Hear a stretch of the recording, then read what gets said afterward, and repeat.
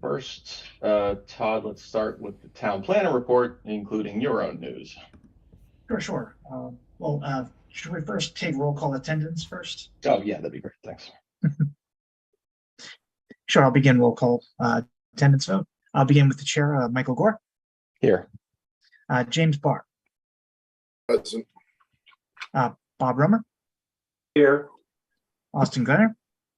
Here. Eric Nayland. I don't believe he is present.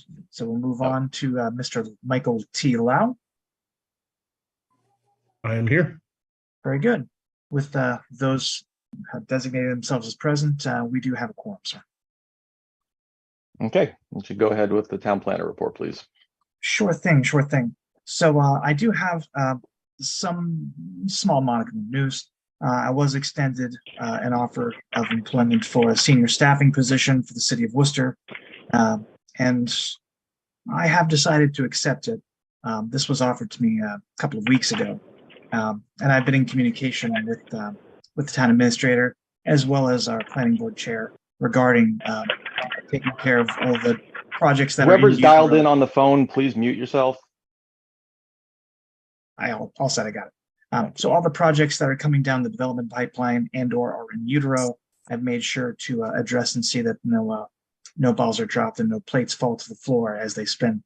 Aside from that, it's been a distinct pleasure to work with all of you, and I very much mean that. Bolton is a very, very special place, and I'm looking forward to seeing how Bolton develops itself over the next decade or two. It's going to be an exciting time, and it'll be in good hands with the good people we have, both as volunteers as well as hired staff. So if you have any questions, I'll be, of course, able to answer them to the best of my ability. But with that, everything is going as it should. And if anyone has any questions, I'm, of course, available to answer what I can. Yeah, Todd, so you will finish out the end of this week, I believe. That's right. So I will be here tomorrow, of course. So feel free to also give me a call or text me all the way up until tomorrow. I'm always available for you to pick my brain or give me a call regarding anything. Of course, within an unofficial capacity, I'll be able to help wherever I can, whether it's connecting you to the proper sources of guidance or, for example, looking up some relevant statutes, things like that, stuff that I would like doing anyway. I'm, of course, able and willing to help where I can. Yep, appreciate that. So, we had a meeting at Town Hall this morning to kind of discuss how we're going to cover a lot of Todd's roles and responsibilities until a new town planner is hired. So I'll be, covering some of the email related stuff and questions, but the board can discuss this maybe at the end of our meeting. We'll need help with maybe meeting minutes and things like that. But and of course, we have our regional planning authority that's able to provide some assistance, which of course is MAPC, Metropolitan Area Planning Council. I'm sure they'll be filling in some of the gaps, especially for some of the items that require a bit more of a higher level support. So, okay. And was there anything else on the planner report that you wanted to discuss tonight, Todd? Not especially, although much of the items that most of the movement that's occurred today has been really twofold. The first is I've assembled, it's almost a tradition now, I've assembled over a 20-page exit memo for whomever takes my role in the future that covers all the ins and outs of the necessary procedures for within the office, as well as giving them basically a pulse and a status report of all the items that are kind of under development or soon to be on the frontier. Also, on top of that, I've also shared with members of the planning board, most directly you, Michael, of all the items that have developed today within the most recent, maybe 4 to 5 hours. So all the really hot off the press information I've made sure to share with you, Michael. So if you have any questions related to any of that, feel free to just give me a shout out and I'll help where I can. Yep, appreciate that, Todd. Always. Okay, so let's move on to our first agenda item, a special permit hearing for Michael Spengler of United Cultivation, the permit for a retail marijuana establishment. So Mr. Spengler, are you with us? Yes, good evening. How you doing? Good to see you again. Yeah, good to see you as well. Hello, everybody. I appreciate the opportunity to follow up since our last meeting and for you guys to get us in. Couple comments just on our team today. We have Daniel from Vanessa again with us, and we have Greg Roy from Billis and Roy. Greg does have a little bit of a timetable, right, Greg? So he's triple booked this evening. So I think he's going to give us the next, maybe 20 minutes or so.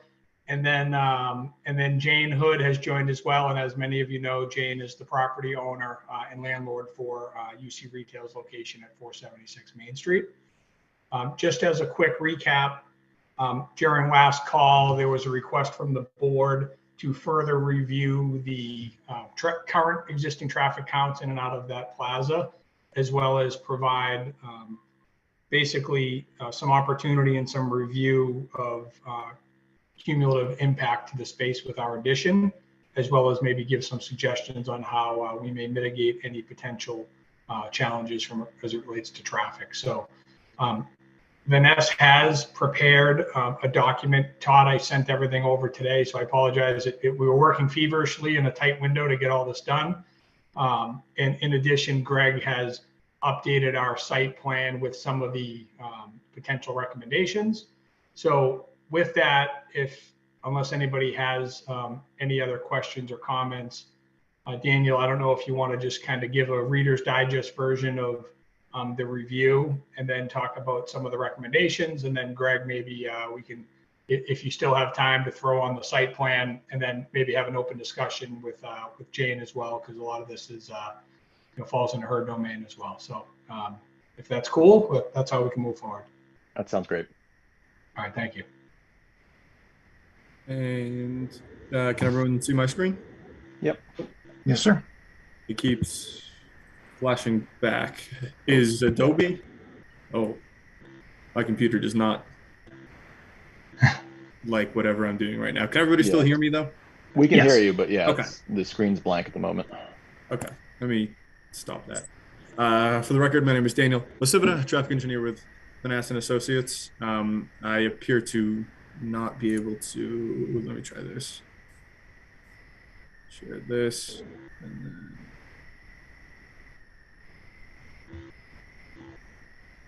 one more time. I can attempt to share too, Daniel, if needed. I have the. That would probably be best, Mike. I think this might have happened last time too, no? Yeah. Okay. So, Maybe you can share the parking layout, and we can kind of just discuss the report. I don't think we need to. Yeah. Necessarily have the report in front. Yeah. Yeah. You want me to share the site plan? Is that what you're? Yeah, great. Yeah. Okay, let me see if it works for me. Hold on. And then just one comment on the site plan. One of the questions that was asked was to show existing lighting, et cetera. So that has been added to the plan as well. Excellent. All right. How's that? Can we see that? Much Yep, we can see better. that. All right. And just to kind of talk through, I'll be brief because I know that Greg is also on a time crunch. But it was a relatively short letter. As Mike had said, the board had kind of requested we look at existing traffic volumes and also make some recommendations to kind of tighten up the site access and circulation, specifically along the frontage of the building, the north side of the building. So we went through and we did traffic counts at both driveways last week. And we found that during the weekday morning peak hour, there was about 235 vehicles. And during the weekday evening peak hour, there's 193 vehicles, which makes sense. There's slightly more during the weekday morning because of the presence of dunks. And then we talked about last time the net increase in trips on the site that result from the construction of the projects, which was during that weekday morning peak hour, which is the highest peak hour generator for the site. It was actually a, albeit small, decrease in trips over the previously existing retail spaces, just because it's not envisioned that the dispensary will be operational during that time period. So it will just be employee trips during that time period. But I know that the main thing that the board was focused on was the site access and the circulation. So we went through and we had a few recommendations. Kind of the main couple being that the driveway serving the project site should be reduced to 24 feet in width to 12-hour drive aisles. However, they should continue to accommodate the requirements of delivery trucks and fire engines, things like that. And the drive aisle behind the parking on the north side, or in this case, plain east side of the building, should be striped such that there's a 24-foot drive aisle behind it, and no parking signs should be posted along that landscaped island in the middle, just to kind of reinforce, to try to prevent people from cutting in and getting behind vehicles either entering or exiting those sites, those spaces, sorry. As well as some smaller ones. A WL center line should be provided at the eastern or planned south driveway for the distance, and stop lines and stop bars should be provided at the driveway approaches to 117. Sorry, can I, on the double yellow line there, out of curiosity, why is that on the east side, but not also on the west side? It's not on the west side just because the driveway isn't long enough, and to provide it for just even that length. I don't know if Greg kind of wants to zoom in, but from Route 117 to that first parking space on the north, that's not a super wide, that's probably 10-15 feet. And just because of now with the proposed striping, vehicles traveling from in front of the building to go to the proposed stop bar, they kind of have to come in and jut to get to, yep, following where Greg's cursor is. You don't necessarily want to run the center line restricting any movements. Okay. Whereas down at the eastern driveway, it's long enough. There's two defined paths of travel for a distance of like 50, 60 feet. So that's why it's there. Okay, all right, thanks. So you mentioned reducing the width of the driveways. So again, that's on the, let's start on the western side. So that's done by that hatching that you showed. So that's just like paint on the road. Yeah. Right there. Yeah, That's correct. As shown, it's striping and the painting. And today there's nothing demarking. That's just a big open entrance. Okay. And on the bottom half, again, is that also striping, or is that actually physically removing some of that pavement? That is, we are proposing to stripe that as well to get those traveled lanes down to the 12-foot times 2, so 24 foot. The striping allows us to preserve the width for larger vehicles such as deliveries, fire trucks, apparatus, that kind of thing. Okay. But we have put in the recommendations for the striping, center line, as well as the stop control, stop bars that you can see there on the right here. Yeah, I definitely like the center line down there. I think that'll help out on that side of it a lot. Sorry to interrupt, Dan. no worries. Okay. No worries, Greg. Greg's trying to get it all in before he has to get off. I'm sorry. I've got 2 engineers on vacation this week, and and a lot of meetings, so we're all double booked tonight or triple booked. So, And then we can talk about this a little bit more, but one thing I did want to point out in the rear of the building, we talked about conditions of travel from the upper parking lot. So we're also recommending a line striped crosswalk. So that walkway is in good working condition.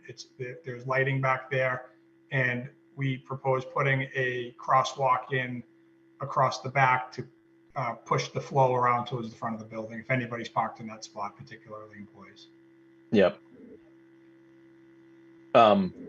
We also talked about restricting the travel one way around that backside.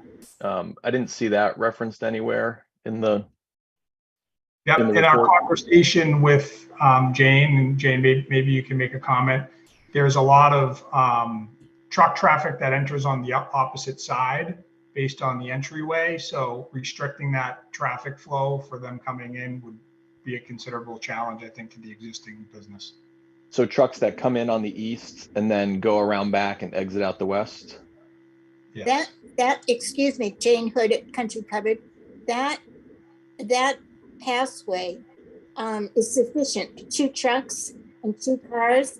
And there's really no need. I mean, it's worked for 35 years and we're busy. This is only a little bit more. So I really don't think, I mean, it's a consideration if it gets to be a problem, but I don't think making that way, it's just gonna make it constricted back there and people will have to back up. They won't be able to get out. It will make it worse rather than better, just from my knowledge and experience of how things work there. Yeah, so I mean, my only Yeah. my one concern is with the 4 spaces on the right side that are go in diagonally, right there, those. Right, so anyone parking in those, they're gonna have to back out and do some sort of weird 3-point turn, right? Unless the traffic flow is kind of sending them back behind the building. So we talked about that also. Yeah, I do think there's some signage opportunity to put exit with an arrow for those people backing up to see it. Okay. Sure, and most people do that. Yeah. I rarely see anyone not go around the building for that. Okay, but it's your belief that behind the building, it's wide enough for at least 2 cars. Do Oh, we know what the, Definitely. It's wide enough for a car and a huge truck. We made it that way, so. Yeah, Ryan had done a site visit as well. He has some pictures that show it's larger than I remember it. So there's definitely enough for 2 people to pass through. okay. And as far as lighting kind of around the back side of it, can you point out on here where the, so I assume there's lighting up in the upper parking lot there, those, Yeah, so we've got, the site lights are shown. We got them here. I might miss a few, apologize, here. Those are the main ones for the upper parking lot that I believe. We also added the lights that are existing that are on the front of the building here. So these are all existing. Mhm. There's also lights on the building shining down on the back. Okay, You might- Something that will illuminate that proposed crosswalk, basically. Right. apologize. It doesn't look like those found their way on the plan, but yeah, there are wall packs, I assume, Jane, in the back here on the building that illuminate this area. And that's what's there now. I mean, knowing we're going to have people in the back parking lot, more lights are going to be added so that we can make sure people are safe. And are those shown here on the diagram, I guess is what I'm asking? On the back, whatever's on the back of it. I don't think those wall packs or downlights are shown on the rear of the building. They're not, but they could certainly be added. Yeah, I mean, my only real concerns with the project were the parking, the traffic flow, and sort of the lighting around it. And I like the changes that, you've proposed for the kind of the traffic flow around there. I think the striping works out. Jane, do you have any issues with those? No, I don't have any issues with those. I don't think it's going to take a while for people to realize, what's happening. And if we need to do more, we will, but I think it'll work for now. Okay. Open this up to others on the board. Anyone have any questions, concerns? Bob, I know you brought up the ingress and egress onto 117. How do you feel about these proposed changes? Well, yeah, I went through the traffic study. It was a little late coming, but managed to read it and looked at the increase in egress and entrance at peak hours. But my original question was, I suspect that the location was chosen because of the proximity to 117 and 495, clearly. And for the case in which we have people coming off 495, heading down 117 easterly, and turning in, I would assume that's on the western end of the facility. Then they have to come down to the eastern end and turn left against traffic to get back onto 495 or 117 westward. And what I didn't see in the traffic study was what the implications of that turn with the increased load during peak hours would be and how that might be resolved.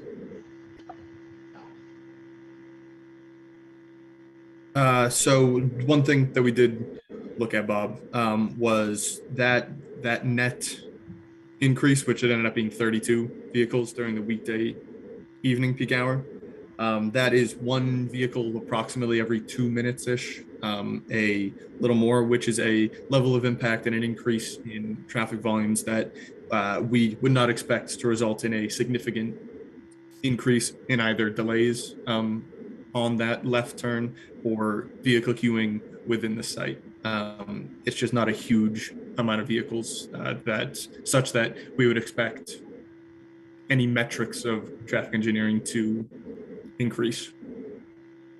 Is there any way of not only predicting that, but documenting it in an as-built traffic study when the facility gets in place? Jane mentioned that if it looks like there are any problems, she'd be certainly willing to address those.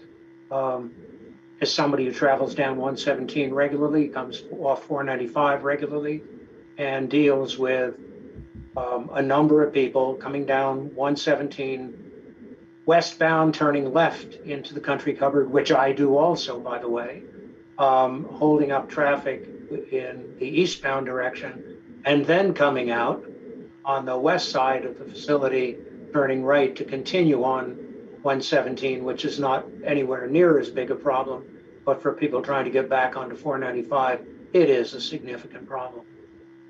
And I'm interested in how that can be assessed in the longer term. It's one thing to predict. It's another thing to monitor and come up with a decision about when the time and what the implications are and what the resolution of those problems might be with the cumulative impact of this, as you say, minimally increased, but one continues to minimally increase traffic and access and egress onto 117, it gets more and more exciting and congested as time goes on, as we all know. So I'm interested in how that is going to be monitored quantitatively to determine what the real impacts are, not the forecast impacts. There is, we can do post-construction traffic monitoring of the sites of vehicles entering and exiting the dispensary specifically, just to kind of see what like you said, what the actual impacts are, and what can be a part of that post-construction monitoring is specific levels or thresholds can be set that if met or exceeded, they trigger some kind of mitigation related to that threshold. That's a relatively common thing, not so much with smaller projects like this, more like warehouses, large lab office buildings, things like that. But that is kind of a post-construction monitoring that could be done. And I did just want to point to one of the overarching documents with the town of Bolton is our host community agreement. And within the host community agreement in section 8, which is site and facility operations, section 8A talks about traffic mitigation and our failure to mitigate traffic impacts associated with the facility potentially can lead to a default in the agreement. So some of those are governed by that agreement as well, from like a peace of mind. A lot of these agreements have those in. if the issue becomes large enough that that's part of our agreement with the town as well. So I just wanted to point to that. No, I appreciate that, Mike, but I don't think we're interested in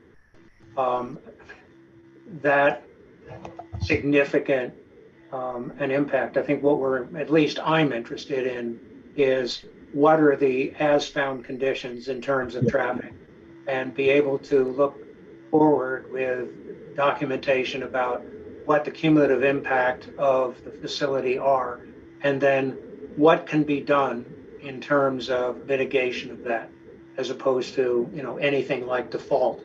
I don't want to go there. I want to solve the problem. Yeah. I mean, I'm open to, if there's a timeline to revisit and retest things like that, like if anyone has any recommendations on how to manage that through that special permit process, like that's something, we obviously want to be a good corporate citizen as well. So definitely open to finding a way. I don't think we have any, the crystal ball at this point, but if there's a 6-month or 3-month revisit point, like that's an investment we're willing to make on behalf of. Well, I think to get up to speed and get the reputation and branding of the facility out there and get people using it, anything less than 6 months is probably not appropriate. Okay, yeah. I would agree with you. Yeah. Todd, how long is the special permit good for? Does that need to get revisited periodically? Or is that? It must be used within 2 years, but after that point, it is good indefinitely. It Okay. can, of course, be rescinded like many other decisions. Yep. But it requires a Yep. breach of agreement. No, I mean, I certainly sympathize with Bob's concerns about the traffic there. It's, I always, I hate making a left out of that parking lot. I mean, realistically, I don't know a whole lot about what we can do, but I do think running another study, within 6 months or so, I think that would be a pretty fair compromise, just to That's kind a of see what's that's- going on. That is a defensible condition, if that's what you're concerned about. Yeah. Sure. One other thing I just wanted to point out here was I think the double yellow line on the western, ingress egress point of the property, that does significantly, I think, organize the traffic flow on that side of the building. Yeah. So that should also be a net improvement. Well, I should maybe not net, but if we were to just make that one change, even without this business, I think this would potentially have a positive impact on the flow of traffic. So I think that should be maybe weighed against the additional traffic that the site would see by having this business here. Yep, I agree with that. Folks, I'm sorry to interrupt, but I really do need to sign off. Is there someone else that could share the site plan in my Yeah. absence? Yeah, I can take care of it, Craig. Okay, I Thank you. apologize, everybody. It sounds like you're into the mainly traffic discussion, but is there anything else related to civil before I roll? I didn't have anything else, Greg, for you. Okay. Okay, I'm sorry I have to go, Yeah, folks. Craig, thank you. No All right. problem. Take care, Greg. Anyone else on the board want to talk about parking, traffic flow while we're on this? Spengler, what's the hours of operation? I believe the regulations or the town bylaws have us at 10 to 9. And then on Sundays, I think it's 12 to 6. Okay. We have had conversations with town administration. Our current operation operates from 9 to 9, but the general sentiment and feeling was let us get established before we look to try to augment any hours outside of what's currently allowed or any variance to that. Thank you. You're welcome. If I may, somebody last week had mentioned signage to try to coax people back to those back parking spots, like additional parking for this business. I do think some of the traffic congestion is sometimes caused by people jockeying for those front spots. And I think maybe, I don't know if you guys have looked at it, but signage trying to say, hey, you don't have to wait here, you can get parked back here sooner, I think might go a long ways. Yeah, Jane, there's no additional parking and rear signs, or is there? I wasn't sure. Like, we can There are definitely. a couple out there of additional parking on the sides of the building, but we'll make sure that there is more. We've had a basically vacant side of that building for a long time.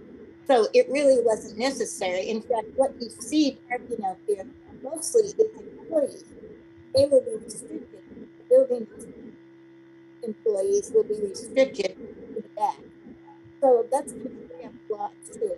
I do agree with you about the central line parking for the left hand turn. It will be so much better. Jane, you faded out a little bit there, but it sounded like you said, you know, employees have to park in the back.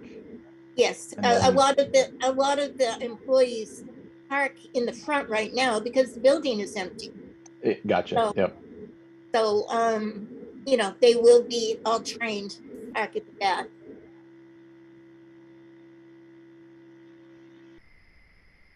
And Michael, just from my point of view, I think I had a couple of items of concern the last meeting. I think one was the discoverability of the other parking spaces from this side of the building in the event that all of these spaces are taken up. I think the additional signage would make a big difference there. The safety of the upper parking lot in terms of the lighting conditions, and then the condition of the path and the flow of customers around the side of the building that avoids this pass behind the building. Those were my main concerns, and I think they've all been addressed with these updates. Yep, thank you. Yep. All the pathways are in good working order and clear and everything, so.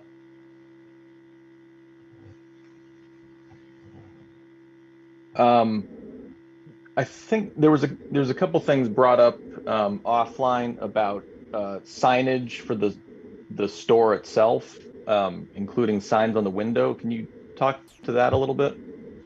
Yeah, so we haven't presented anything. What we're doing right now, just so you know, in our Groton facility is we're having branded signs put up on the front of the building where a previous tenant was. So if you see the front of the site map, there's 3 sets of three like gooseneck lights on the front of the building. Mm-hmm. The center one is for an existing business. So the left and the right one would be available to us. So we would have a sign there. And right now in Groton, we have just frosted the windows.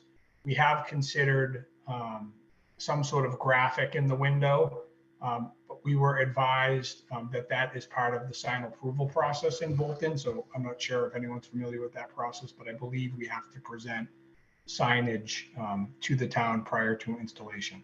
Correct. And that actually is handled by the select board, not Okay. planning board, for Yep. weird historical reasons. But yeah, just know that even a window graphic, like, it's one thing Yeah. if you have a shade on there, right, just kind of as a sunscreen, but anything with logos or things like that does need to get approval by select board and the building inspector. Yeah, I've had that conversation, so thank you. Yeah. Okay. Anyone else from the board have concerns with the project, questions, comments?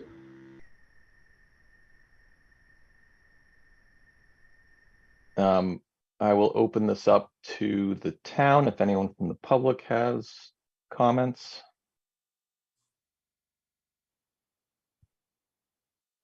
No. So, you know, in general, Mike, I think, we're predisposed to accepting this project. I think everything looks good. I like some of the parking modifications that you guys have made. I am trying to find your initial application that had your request for waivers in it. Sure. Um, I'm going to stop sharing my screen. If you need me to pull it up, I can find it as well. Mr. Chairman, I do have a question. Go ahead, Jim. You guys run any type of like special events at your other stores or locations that you would in Bolton or something? What do it? Will there Jim, you're breaking up a little bit there, Jim. hear me now? A little bit. James, I had a hard time.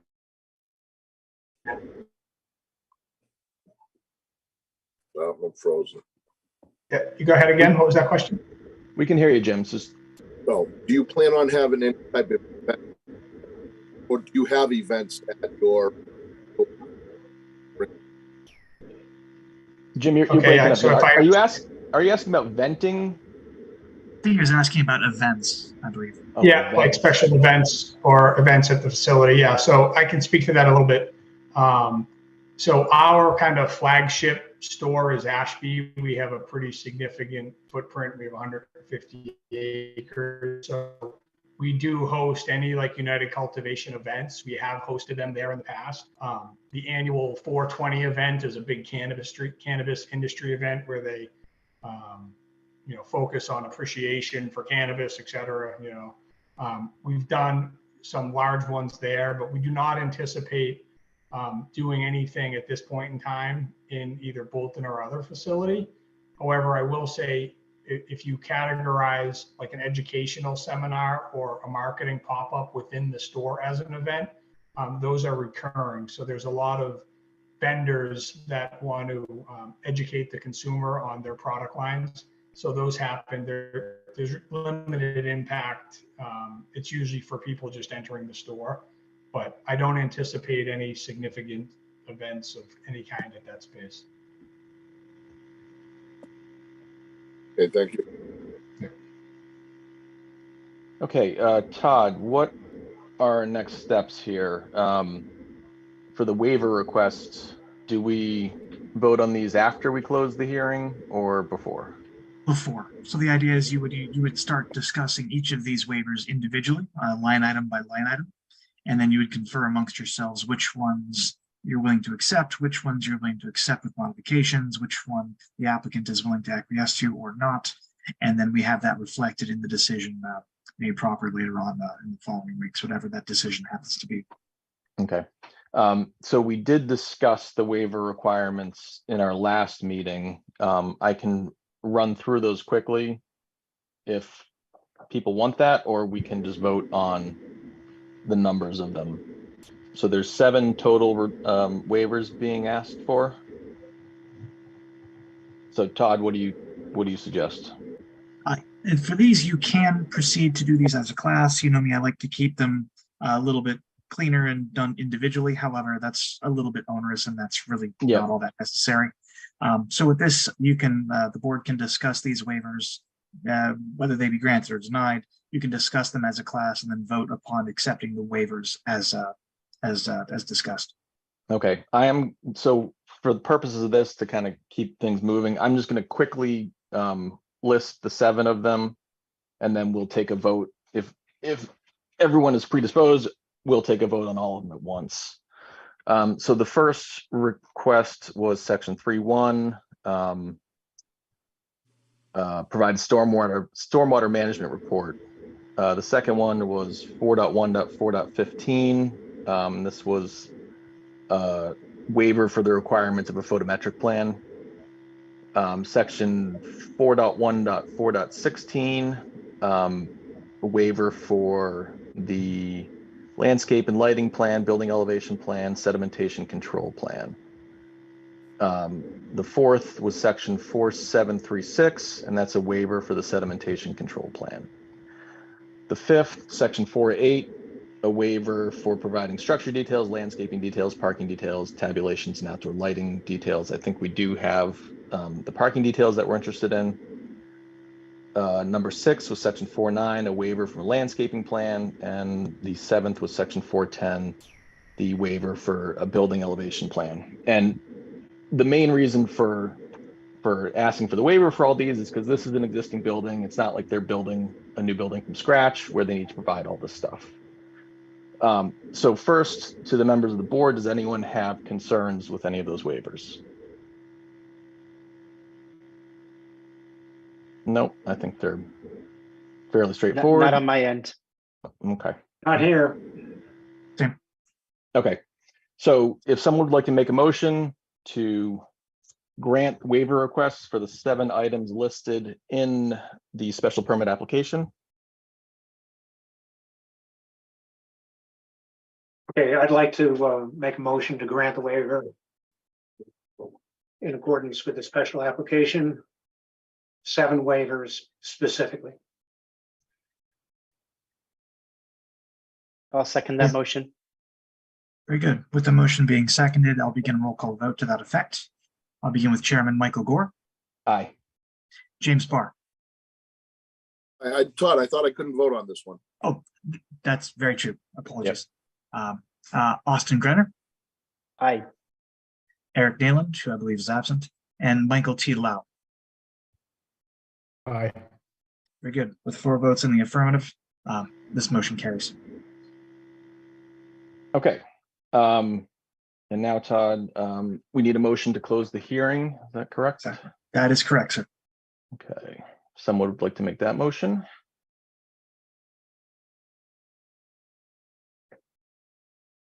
Bueller? I need my motion guy. Someone's got to step up. Yeah, don't be afraid. Don't be afraid. Can I make the motion with, even though I didn't vote on it? You cannot, I'm afraid. Okay, that's what I thought. I love the enthusiasm. We need the enthusiasm, but not right yet. Not right yet. Nor I. Anyone?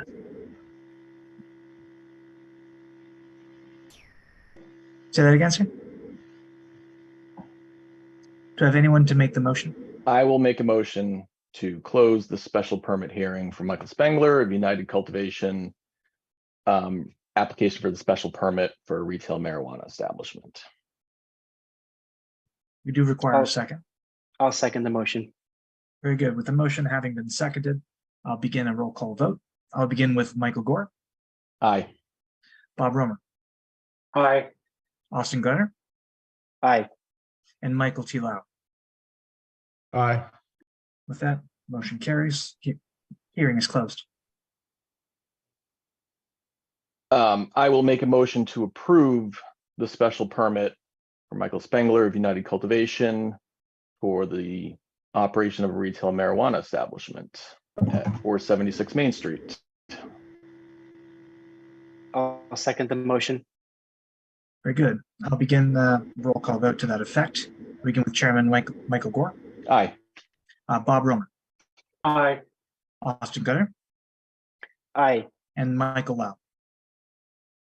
Aye. With 4 votes in the affirmative, with the associate member acting due to James Barr inability to act on this application, and Eric Nayland also being absent from this hearing, the motion carries with a supermajority of 4. Thank you. Congratulations, guys. Good luck. Yeah, no, thank you. Appreciate it. And I look forward to working with everybody. Yes. Todd, best of luck in your new endeavor. Thank you so much. It is appreciated, sir. Thank you. Thank you for all the support. So have a great evening, everyone. Thank you.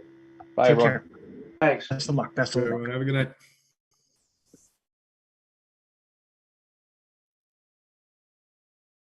Okay. That wasn't Moving. so hard. No. Get things done. Indeed. Moving on to the continued definitive subdivision plan Fosbrid for Daniel Motha on South Bolton Road. Mr. Motha, are you with us? Hey guys, yes, and Brian Millisey, my engineer, is also on, but he said to me earlier that he did have issues getting on from his phone, and I'm guessing he's having those right now. I don't know what it means, but if you look at he's the number that called in the 978. He's got the phone with a slash through it, as opposed to if you just mute yourself, you have a microphone with a slash through it. So I don't know if I he's think not that's just because he's allowed. calling in. I think that's what it does when you call in from a Oh, phone. okay. Yeah. I can ask. I can request that he unmute himself. Maybe that'll prompt him to Yes. allow. Maybe that'll allow him to speak. We'll see. I've asked him to unmute, so now the ball's in his court. As it was. Okay. So Todd, I don't know if you sent this out to the rest of the board. We did receive an update from Niche with their review of this is the stormwater review. Yeah, their peer review for the application present here, yes. Okay. And they did have a number of comments, nothing critical, but a number of comments that need to be addressed. Daniel, were you able to see that or get that to your engineer? Yes, he has it. Sorry, I'm just trying to get him to unmute. He's saying it won't let him. Todd, you might be able to unmute him. I've been trying. All I can do is ask him to unmute. He's it's on his device. I can't impact that. Okay. But we did receive it. He said that Brian said that everything was pretty simple and straightforward. And he can get that those responses updated. I mentioned to Todd earlier, but he had indicated I needed to discuss with you guys. You know, this is I guess there was an issue with the peer reviewer and it took a long time. I'm running out of time as far as my milestone for my sale.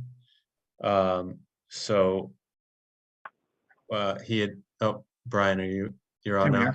I think you can hear me now? Yep. Yes, sir. Yeah. Oh, perfect. Thank you. Sorry about that. So we were just gonna request that we could move forward with this, vote on it in the affirmative to close it out. Just because I'm running out of time on this project. Brian, maybe just give some indication on what the responses are on the stormwater peer review. Yep. So for the record, Brian Melissa with Haley Ward, we are the design engineers. We did receive the peer review from Niche Engineering, a little after 2 o'clock. Fortunately, I didn't have time to put a response letter together, but we did go through them, and there certainly aren't any game changers. Some of the information that he's asking for was already submitted. Maybe they just didn't get a copy of that. But again, I think we had said to the board prior that the plans were reviewed by the DPW director at the time. While I understand his review wasn't an in-depth engineering review, we made a couple of changes per his comments earlier on, and there's really nothing in this letter that's a game changer. So I had suggested to Daniel, because of the time frame, that maybe the board would consider approving this contingent upon the revised plans and a response letter like Niche Engineering comments in their letter. If you'd like, I can go point by point and tell you what we're going to do.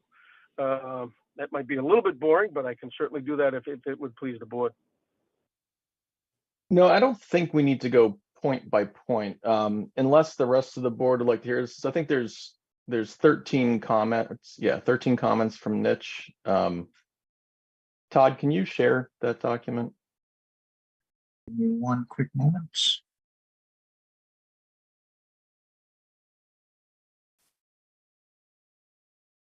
Right.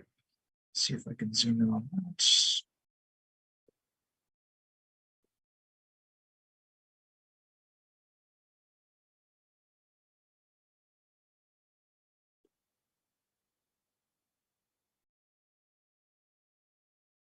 Right. Can you guys see this okay? Yep. Good. So feel like I can just zip down exactly to that punch list if you like. Yep. That'd be great. There we go. There you go. That's the subdivision rules and regs, drop comments.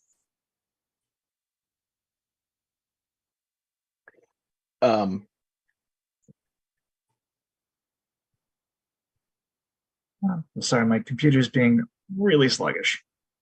Come on, you can do it. There we go. So we can just start at the tip top if you like. Let's just standard subdivision rules and regs relative to this. And the other elements are here. There you go, starting at punch 8. There you go.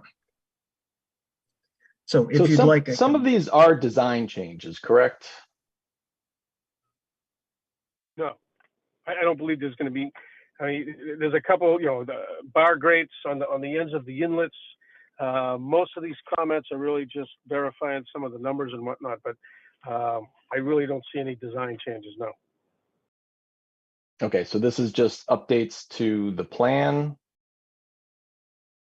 In the stormwater report itself. Yep. and correction of a relatively, obvious typo, what I believe to be a typo, things like that. Correct. Yep. As Yeah, someone so- who I make typos more than his fair share, I can relate. So the process appreciate would that, Todd. typically be, Niche provided this, you make the changes to the plans, resubmit the plans. Niche verifies that that things were updated appropriately. And then, in a perfect world, Todd, I believe this is the last item outstanding on this Correct, sir. phosphid. That's right. So we typically don't, give, approve things contingent on outstanding items being done. So Daniel, what is your time frame for things?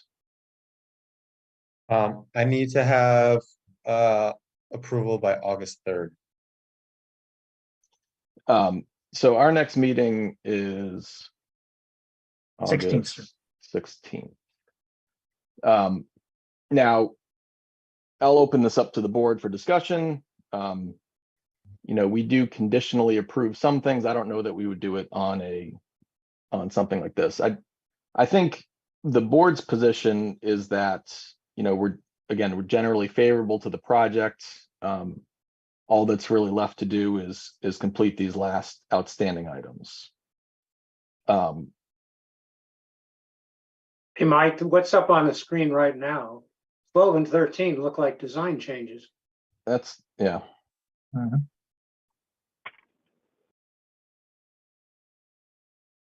I haven't gone over the rest of it in detail, but that's what jumps out at me.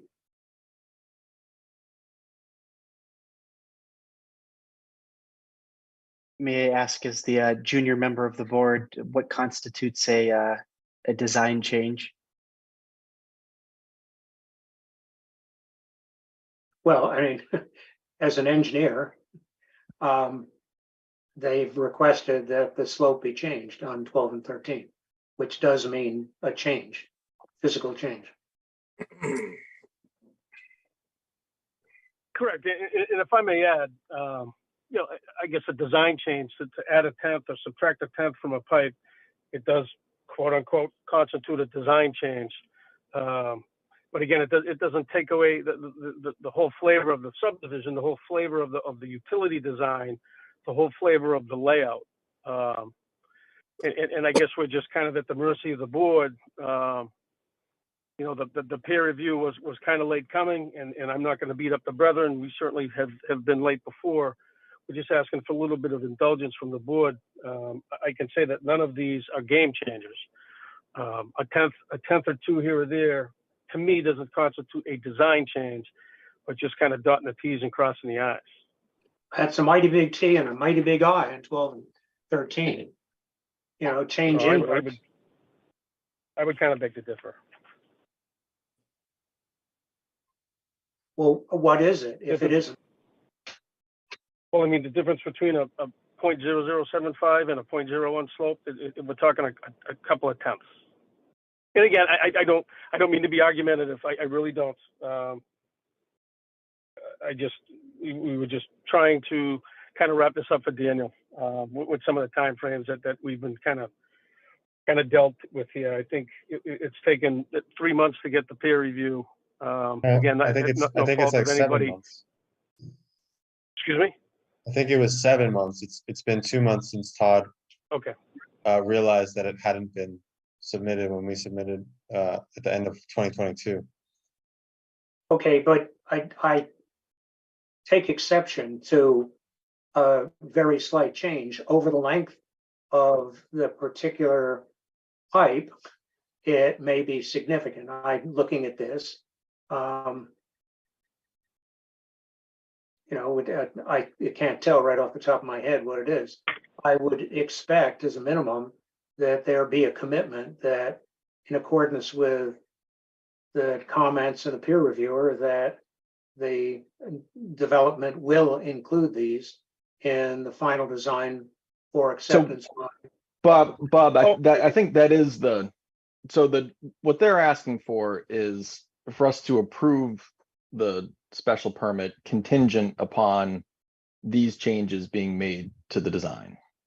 Okay. So they are not so they're asking for that's the context. That's fine. Yeah, a process question basically of for us to approve it. We typically don't approve things until everything is complete and submitted. I do agree that this project has gone on for a long period of time, blame on both sides for things. And then due to our summer schedule where we only meet once a month. So what the applicant is asking for is to provisionally approve the Phosphrid. This is the last item remaining, that they incorporate these changes into the design. And then as part of that, they would have to resubmit them back to us and we would have Niche verify that they were done. Okay, so it's contingent. It's a provisional approval contingent on incorporating these comments, right? Yes. It would be approved with conditions. That conditionality would be what was just discussed with conformance with peer review comments, items. Okay, I'm fine with that. Anyone else on the board? And I apologize if I misrepresented that. We would of course get the changes made and have them reviewed. I do apologize if I was misunderstood. No, I think that's fine. I think we're all on the same page now. I'm okay with that. Likewise. Okay. Yep, I agree. We'd like to, see this project get completed. Is there anything, Todd, that we need to discuss in those 13 items? Again, the recommendation from Niche in the last paragraph basically says that, the plan generally conforms to our regulations. So it's just minor changes to things. The only items that I see that could potentially pose an issue are the folks here that would be eligible to vote on this item that were present and or on the board on the public hearings opening. So of course, you'd be eligible, Michael. Jim, you would as well. Bob, you would as well. Austin, you had not yet joined the board. Eric would be eligible, however, he is not present at the moment. And Michael Lau, he's an associate member. However, he would be voting in place of Eric Nayland, I believe. So it would require both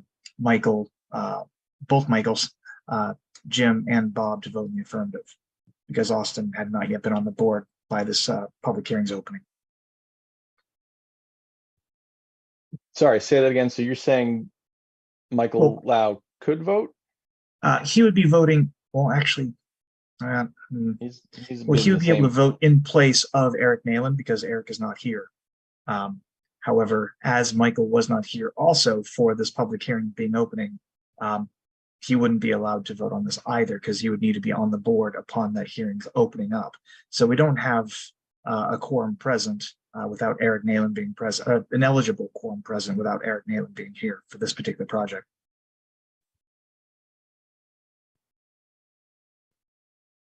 Okay, so why don't we look at the timetable of how fast we could push this through in our next meeting, which I assume we could, assuming that the right people are present, and approve it as we've discussed.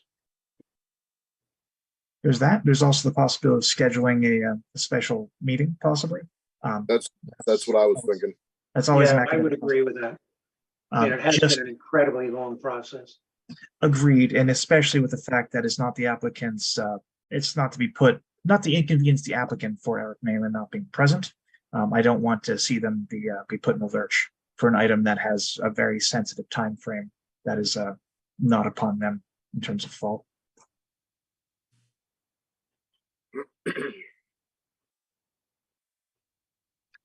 So if you like, we can. Given the two alternatives, next meeting or a special meeting, when could we set up a special meeting? special being that's just a standard public hearing process. It would still require 2 weeks. So we could do it, gosh. Second, I'm looking here. Just give me a moment. Just needs to be put 2 days in advance. We could do it for, say, a week from today. That would be doable. Because it's a continuation of an existing public hearing. So it just needs to be given standard OML, open meeting law notice. So it's just needs to be put within 48 hours notice, much like anything else. That is July 26th. That would be a week from today, so yes. So So we could fire up a public hearing, special planning board meeting a week from today, just to address all these lingering items and get it approved in a cleaner fashion than what we have presently. Okay, I hate to confuse the situation. I'm going to be hosting a 1-week seminar workshop in New York on the 24th to the 28th. And I would hope that in the evening I could get on. I'd have to check on that, but I would certainly be interested in doing that and would do everything I could to do so. Without Eric being here to confirm either way, that's, I think, the simplest way through with the fewest variables. Yeah, and could, what would Austin or Michael need to do? Just watch the initial hearing? Oh, given how long this hearing's gone on, you're only really under current open meeting law, you're only allowed to miss one.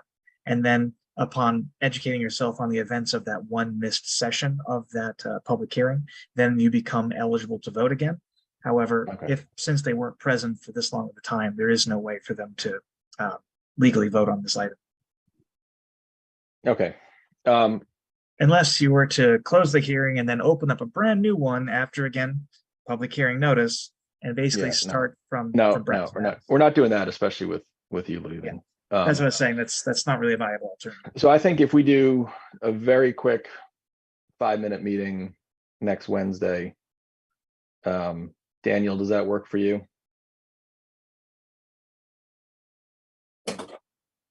Sorry, what was the date?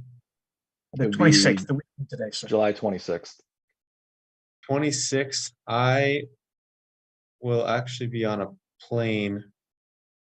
You actually don't, I don't even think you need to be. But I don't present have to for it. be. Yeah, I think, Actually. I don't know if Brian, does anyone have to be here? I guess the question, maybe Brian can, I don't know. It may be beneficial to have someone from your engineering team be present just to speak to if there's any lingering questions relating to items that the peer reviewer has outlined, but that would be. I don't envision that. I mean, yeah, you might want to have someone on the call, but I don't think we'll need that. Okay, for sure I can have someone, and I'll check with Brian. I think he's still here. I am. Nope, I can be available. Okay. There we go. So again, just talking academically. Okay. So Todd, if you could get that meeting published before you go, that would be great. And I will. Yes, I I'm will in run the that one. office. I'm in the office tomorrow for a handful of hours. I'll make sure that I get that in there and posted, just as a courtesy to the applicant, to the members of the board. Okay, I appreciate that. Always. Okay, do we need to continue this then to the 26th? Yes, Okay. sir. Continue it to week of the 26th. I will make a motion to continue the definitive subdivision plan Fosford for Daniel Matha for South Bolton Road until July 26th at 7 o'clock. Second. that. Jim Beach, Bob. Okay. So I will begin roll call motion to that effect. I'll begin with Chairman Michael Gore, Aye. Jim Barr. Jim, Aye. Yep. Aye. Bob, Aye. Austin, Aye. and Michael too. Aye. Very good. With that, motion carries, and this item we continue to same bad time, same bad channel, just a week from today. Thank you. Okay, Daniel, hopefully we'll get this wrapped up next week. Thank you, Hey, guys. Todd, what time will the meeting be next Wednesday? 7 o'clock on the nose, sir. 7 PM. PM. Thank you. You're welcome. Okay. Next item, Sure. There we go. Century Mills Estate. All right, who do we have? Okay, I see Andy there and a couple of the residents. So we received the DPW report outlining deficiencies with the road and some other things that need to be addressed. The board wants to find a resolution to getting the roads accepted at CME. So Andy, you're here on the phone. Do you have any comments about the DPW report first off? I mean, like, for example, one item that is very distressing is when they talk about the driveway, where the driveway meets the road. Yep. Because that was an item, for example, on the punch list before we paved, that has to get done. And it was done. It was worked out, under the supervision of Joe Lynch, the former DPW director, Basil Hadidi, who was with Nish Engineering. Fred Hamway was involved. Obviously, Aggregate was involved.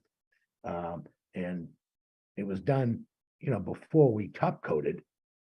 The driveways that they asked us to adjust were adjusted. They saw them, and we were given the green light to pave. It's been 3 years, and by the way, the driveways adjustments that were on the town planner's punch list was taken off when the work was done. So Yeah, so we are 3 years later, and somebody's saying, well, that wasn't done right. I mean, it was done for the people that were involved at the time. Everybody thought it was right, and we were given the green light to pay. We had to do a lot of work at you don't just go in and top coat the roads after they've been driven on, and they for 10 years or 8 years, whatever it was. I mean, since we put the binder in, I mean, the town engineers were involved. Joe Lynch was involved. He had us reclaim, a couple areas, almost the entire road where you come in, the binder came out. We replaced all the berms on Old Stone. yeah, I mean, that was work previous. These are, this is new DPW director who came in from a clean slate and inspected it himself. So again, I don't want to go item by item on this. That's one but- example that, So that's fine. Like, I mean, this is similar to the streetlight situation. The streetlight was I don't know if Michael, if you were involved in that, I don't. Yeah. The. so planning board- again, The planning board Andy, selected a streetlight for the development. yep, I understand that was frustrating. So, but here's where we are today is this list that DPW has provided is what needs to get done for road acceptance. So I don't believe that you are going to get that work done in any sort of timely manner. Okay. So what I'm proposing, what the board is proposing, is a way to move forward with road acceptance at CME. And it starts with getting a cost estimate for what the work required for road acceptance would be. Okay, and we're going to engage Niche Engineering for that. Now, what we're then going to do once we have the cost estimate is bring an article to town meeting. And if we can get this done soon, there's a special town meeting in September 18th, I believe. And we'll bring the warrant article there. What we'll be asking for is to appropriate money to pay for the work to be done there. Now, the way that we're going to pay for that basically is to use money taken from land court auctions of some of your properties. Okay, so that is how we're going to try to make this palatable to the town, is that the money being allocated and spent for this is coming from properties that we're foreclosing on yours of. Okay, so firstly, this is mostly to let me talk about some of the concerns or the potential issues with this route. You know, throughout this whole process, the board has continued to say we want the developer to fix the road, take the road through road acceptance. That hasn't happened. The problem with going to town meeting for this is the town has the potential to reject that warrant article. So that means that if they don't approve funding for it, then we're kind of out of luck at that point. Okay, there may be other options we could explore in the future, but this is kind of our best case moving forward. The timeline for this would be if we can get a cost estimate before the September town meeting, we can put a warrant article for that. Now, I don't know what the scope of work that needs to be done is. By no means would I set the expectation that this work gets completed before the end of the year, mostly because depending on the cost, the town would probably need to put it out to bid, and there's just, timelines involved. There's any paving that needs to be done that can't happen in cold weather. So, realistically, what I see as a timeline for this is if the town approves the money, the work gets done probably early next spring. The road goes over winter in 2024 and is then accepted at town meeting in 2025. That would be kind of if things go smoothly, that's what I expect the timeline to be for this. Okay. Now, going before town for this money can be a little bit tricky, especially with how we phrase it. So if we go to a September town meeting, one issue is that the town won't have recovered the money. That I don't believe the land sales will be complete by September. So the language that we use can't guarantee that money comes from that. For anyone interested in legal things, there was also a Supreme Court ruling in May, I believe, called Tyler v. Hennepin, which basically constrained what towns can do when in the same situation when taking property, seizing property for back taxes. So we need to work closely with town attorney to make sure that everything we're doing is okay and any money that we do recover can be used for this purpose. And lastly, the town mood at a town meeting can be unpredictable. So the major warrant article in September is going to be asking for, I forget how many millions for a new high school.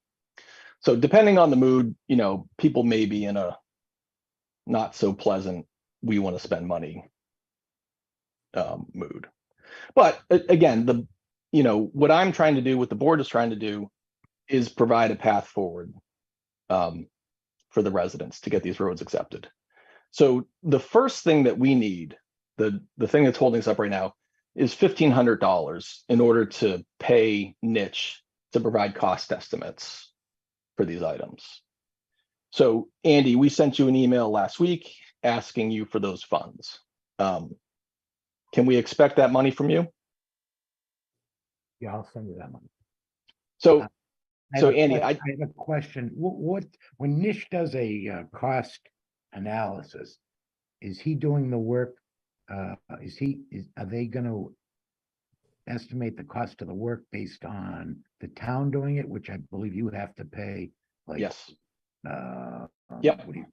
Prevailing wage. Yes. Yeah. Definitely. Okay, so you realize that a private person could get it done for less. I am well aware of that, Andy. Okay. All right. So here's the deal. Like there is a time frame to this. So basically, niche working backwards from town meeting. So we can submit an article to town meeting that has an unspecified dollar amount in it that we're asking for. We would then amend that article on town meeting floor, putting in the specific number. But that means we need this value before the meeting in September. Niche needs some number of weeks in order to provide this. So we need to get them this money ASAP. So what I'm asking for you is if you intend to pay for this month for this work, I need the $1,500 check at town hall by noon on Monday. Okay, that is a non-negotiable time frame. Now, the only thing I can do is send it by overnight delivery tomorrow. Okay. So again, I can't tell the residents what to do, but any way that this money can get to the town to cover this review will be to your benefit. If we miss the September meeting, what it does is it pushes it into the spring town meeting where we'd have to ask for that money. If we aren't able to get the money from the HOA or Andy, I would put a warrant article for $1,500 on the September town meeting in order to pay for that.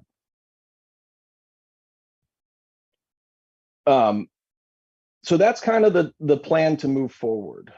Now, before I open it up, there's really kind of 3 areas of concern from the DPW report. The first is the public water system. And, a couple people have asked, well, why, the HOA owns the public water supply.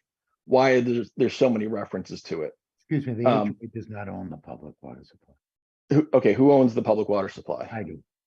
You do, okay. Well, not a company owns it. It's not the HOA. Okay, all right. Somebody owns it. The town is never going to own the public water supply. Okay, the town will own the drainage for the subdivision. Yeah. And incidentally, drainage is our biggest problem at the site right now.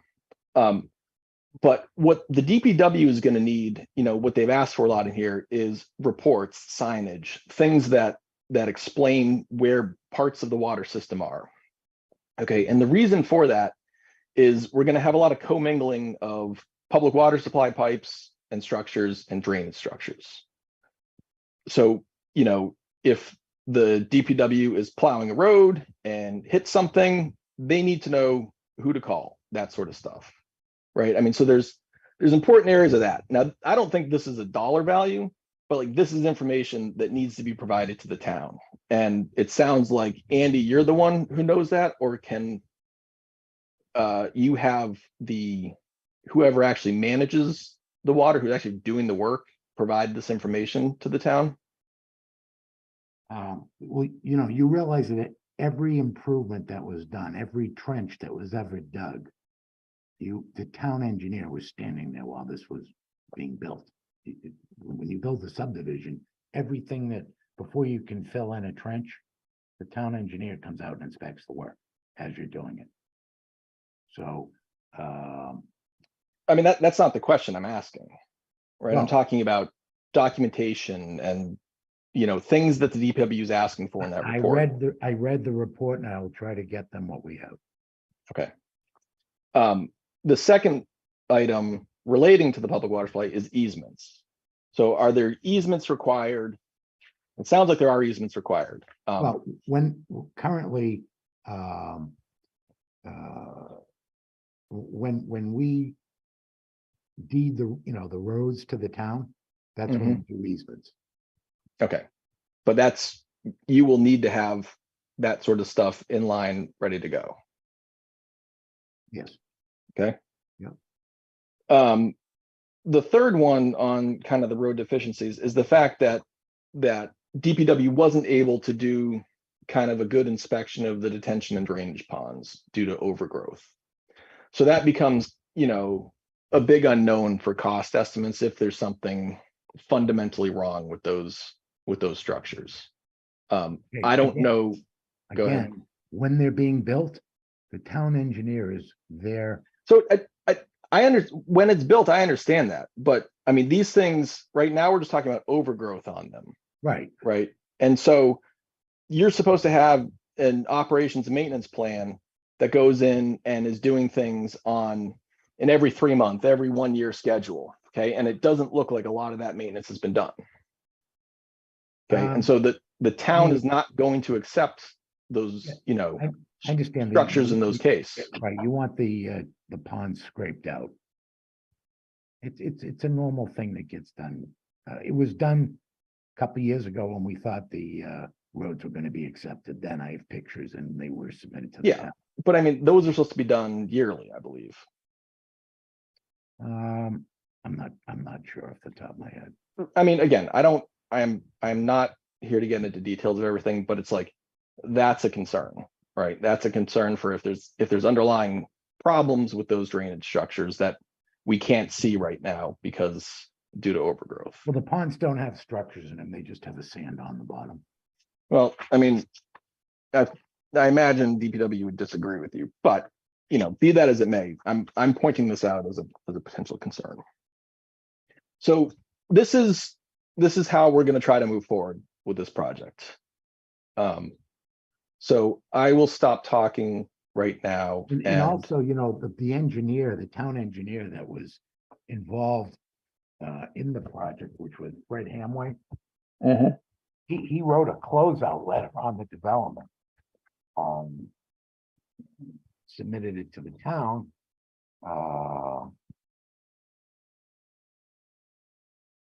I mean, everything in the past is a little concern to me at this point. I mean, what matters right now is what Why is our it a existing concern- why is it a DPW concern? director has Michael, gone through. Michael, right? why do you say it's a concern to you? Everything in the past. I said it's not a concern to me. Oh, not a concern. I'm just saying, like, Fred Hamway, who was, I get it, right? Like, I get that at the time when people inspected things that now we have, like, this is the only report, this and Niche's as-built are the only things that I'm working off right now. This is what matters, is what the DPW says is required for road acceptance. This is what we're going to work towards. well, I to would move beg to forward. differ, I would beg to differ with you. If I'd had something inspected by the town previously and they told me to go ahead and pave and it was taken off the punch list, the specific item that the DPW was raising that was on a punch list and was taken off because it was done. You want me to do it again?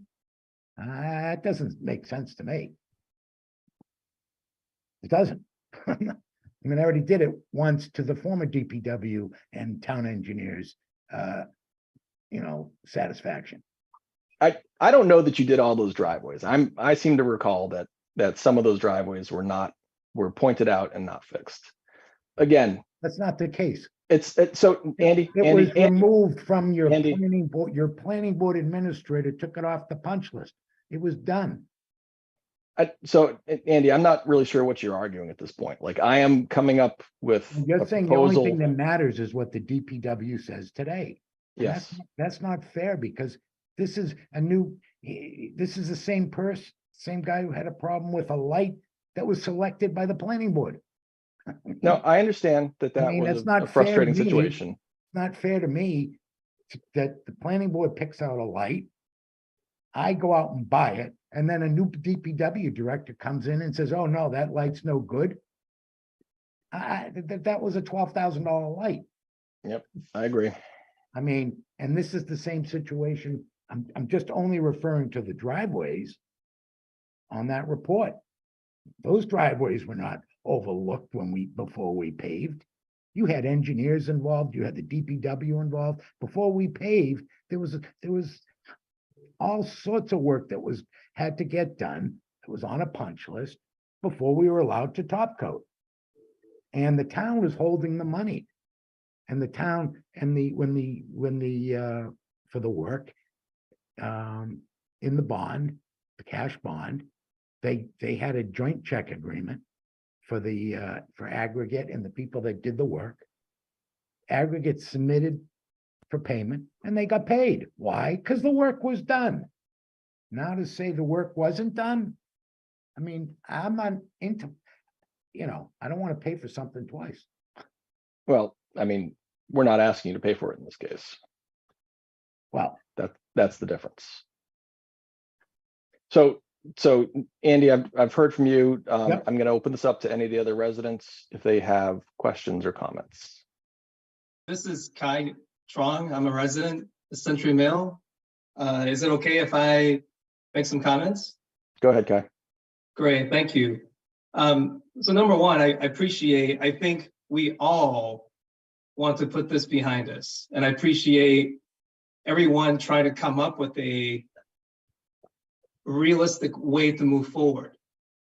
I think Andy agreed that the estimate for niche engineering 1500 needs to be delivered by noon Monday. So I think we all agree on that. There's no debate there. Correct. I had a chance to look at the report myself, and you know, in full transparency, I'm not here to defend Andy. What I look at this is, in order to get the roads accepted, we want to really agree on what's needs to be done. So the smaller the list, the easier it would be for the town to accept the warrant, no matter who's paying for it. Because to your point, Michael, I'm not sure that list looks like six figures. It's a huge number.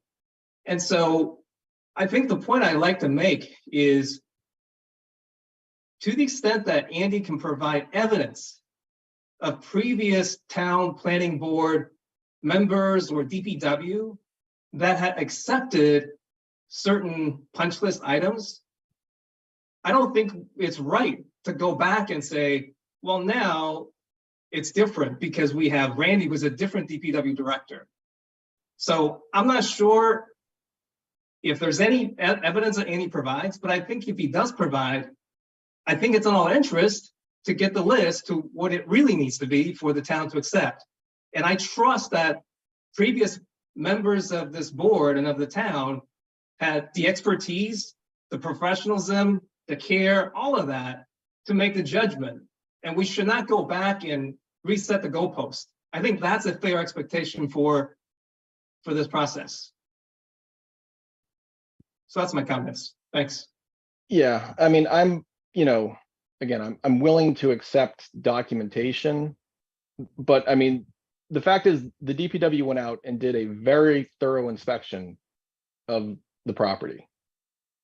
And, I can't say what was done specifically in the past on some of those paving things, which driveways are identified, what the concern with the new driveways are now, okay?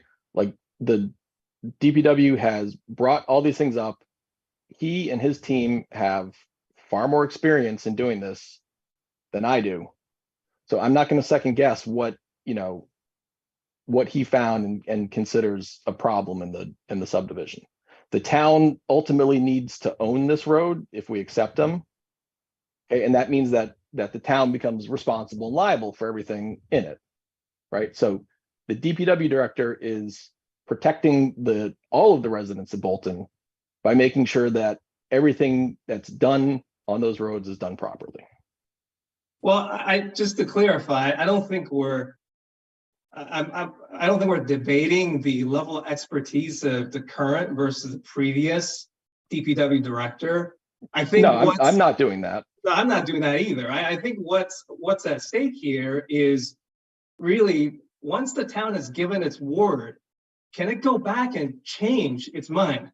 That I don't think it's correct. And I don't know that a full inspection of the development was ever actually done, regardless of whether it was during paving or not.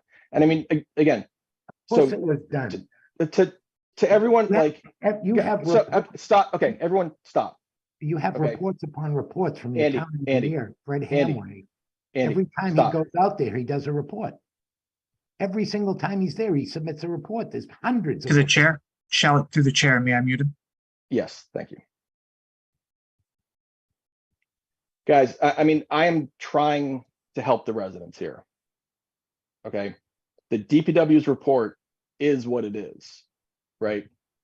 You aren't going to go and argue with them and say like, well, no, I really think this is right because someone said that's okay in the past. Right, that report is like, that's what DPW requires to accept the roads. I am trying to provide a way to move forward and get that work done. Any other comments? I'd like to make a comment. My name is Chris Valenti. I live on 72 Mill Pond. Go ahead, Chris. Wholeheartedly agree with Kai's comments. We're definitely moving the goalposts. I do not agree with a lot of things that Andy's done. I am a contractor. I build roads and infrastructure for a living, and I've looked at this list. And I definitely think that we're moving the goalpost. I think if a punch list item is completed, when we have a contractual obligation and it's removed from the punch list, it cannot be put on again. With that said, we need to find common ground here. Because as taxpayers, we're all going to foot the bill for finishing this project. So it makes sense to come up with a logical and reasonable cost estimate that does not include things that have already been done or things that are part of routine maintenance that the town of Bolton should be doing. We are taxpayers, all of us on this call, and we all pay our taxes, each and every one of us. And these are all things that the highway department is supposed to be doing for all of Bolton, not just Century Mill Estates. So I'm not defending where we're at. I want to find common ground. I want to get these roads done and accepted as well. But I definitely think there's a few things on here that need to be removed, especially if we're going to foot the bill. That's all I have. Any other comments? Hey, Mike, John Ballots from Century Mill. Hey. Just probably a different angle. One thing that you said that I just wanted to ask. So most of the items are, to me, other than the driveways, are non paving related, right? We have one walkway that has to be fixed and things like that, sloping. But in essence, the whole road is mostly done, right? Almost 100% done. It didn't seem like there's a lot of paving, maybe scrape off one spot and redo one road. But with that understanding, I would stipulate you don't really have to get through a winter.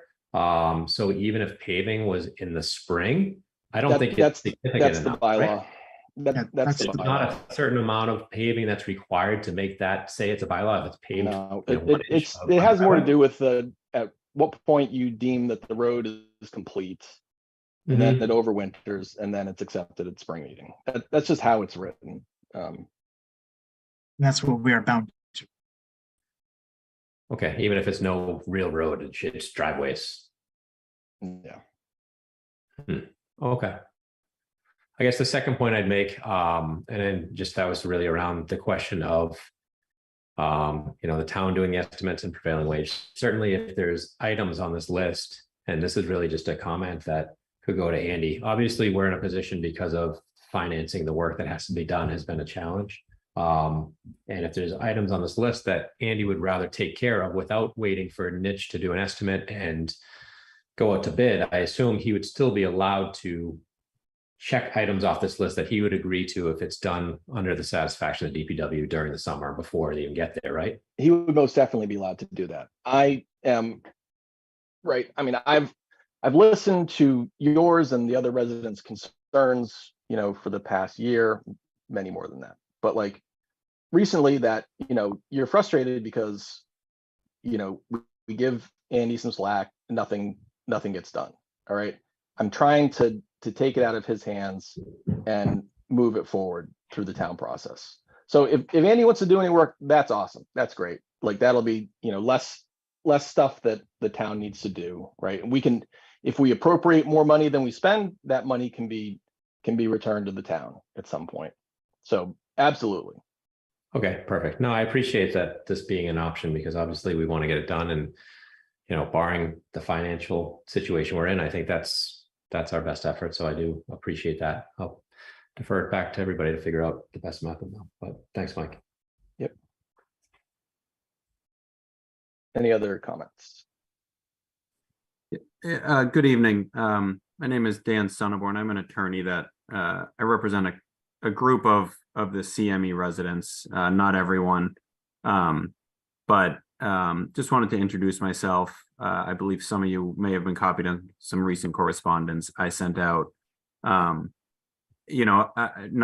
appreciate the plan you guys have put forth. I guess I would just like to know if it's possible to be kept in the loop. Todd, I understand you're leaving. Mr. Gore, perhaps, we can find a way, just, for example, to confirm whether or not the 1,500 is paid by Monday.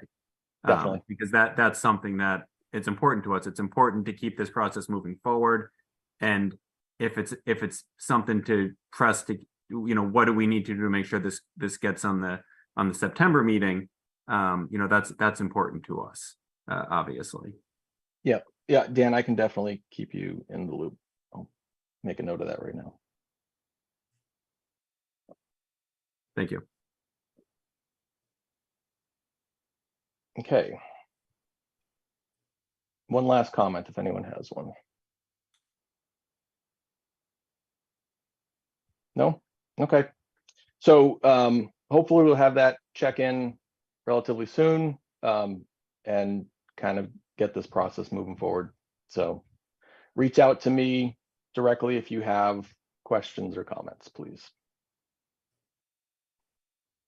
Okay. So Todd, the last thing I want to discuss tonight is kind of transition plan related.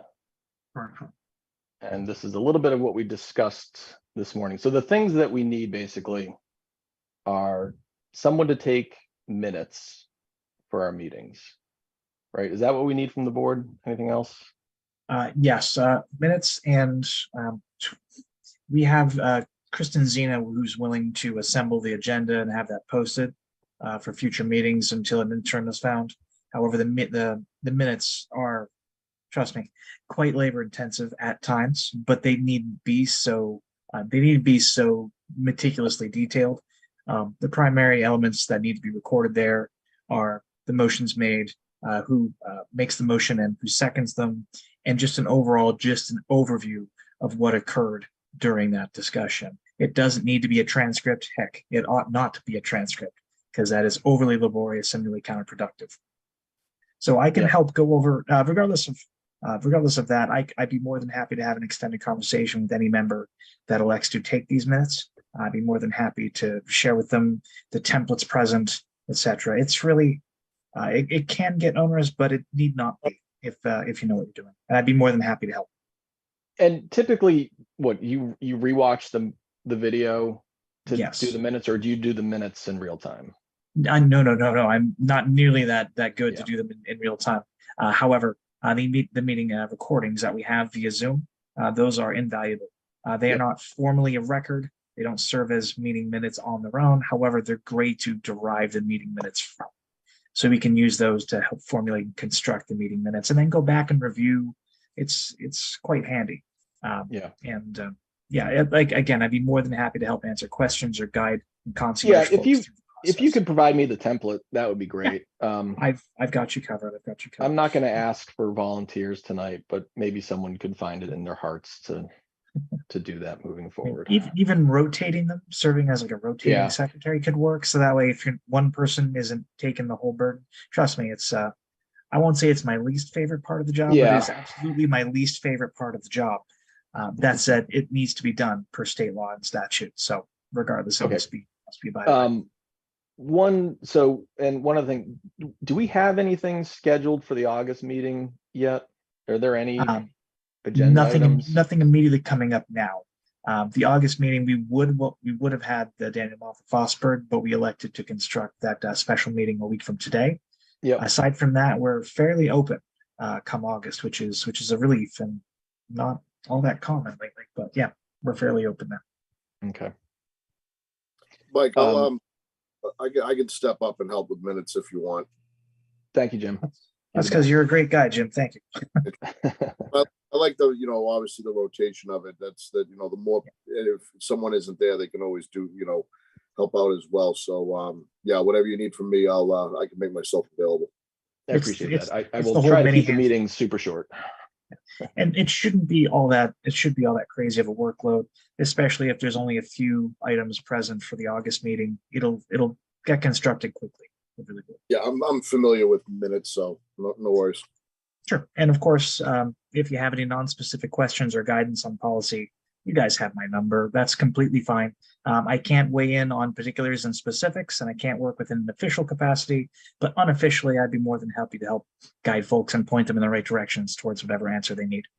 Yeah, if you could send me the template as well. Yeah. I can do that for you, buddy. Okay, thank you. You're welcome. Okay, anything else that people have questions for Todd or anything? Good No? luck to you, sir. Thank you. Thank you.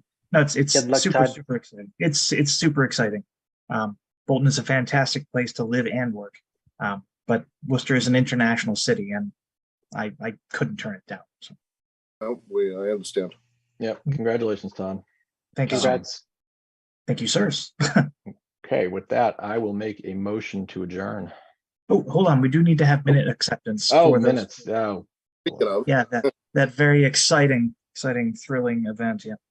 yeah. I did go ahead and send those draft minutes to everyone. After these meetings, provided they are accepted here, I will make sure to remove the draft watermark and have them posted to the town website tomorrow. So that way, whomever takes this spot as an interim or whichever else will be able to start from a blank slate. Okay, yeah, I read through the minutes the other day. I didn't have any concerns with them. And keep in mind, for the meeting minutes in the future, they need not be as detailed as the ones I constructed. They really don't need to be.